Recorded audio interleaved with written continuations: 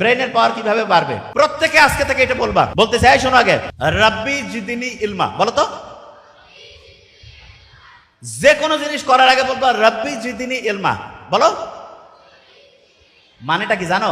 আল্লাহর কাছে বলতেছো আল্লাহ আমার জ্ঞান বাড়ায় দাও, আমার জ্ঞান বাড়ায় দাও, আমার জ্ঞান বাড়ায় দাও।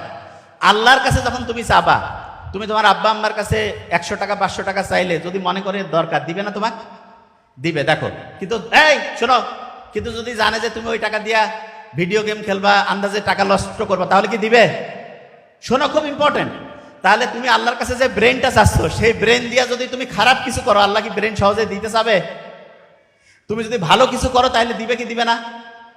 তাহলে বলো তো, যারা ব্রেইনের পাওয়ার বাড়াইতে চাও, আল্লাহকে কি করবা যে আল্লাহ আমি এই ব্রেনটা ভালো কাজে লাগাবো না খারাপ কাজে? কোন কাজে? আচ্ছা, তাহলে ভালো কাজে যদি ব্রেনটা লাগাতে চাও, আল্লাহকে যখন বললা রাব্বি জিদিনি ইলমা, তার সাথে সাথে মনে মনে কি বলবা? যে আল্লাহ আমি ভালো কাজ করতে চাই, এই জন্য আমার ব্রেন বাড়ায় দাও। মুখে মুখে বলো তো, আমি ভালো কাজ করতে চাই, এই জন্য আমার ব্রেন বাড়ায় দাও। আমি ভালো কাজ করতে চাই, এই জন্য আমার ব্রেন বাড়ায় দাও। আমি ভালো কাজ করতে চাই, আমার ব্রেন বাড়ায় দাও।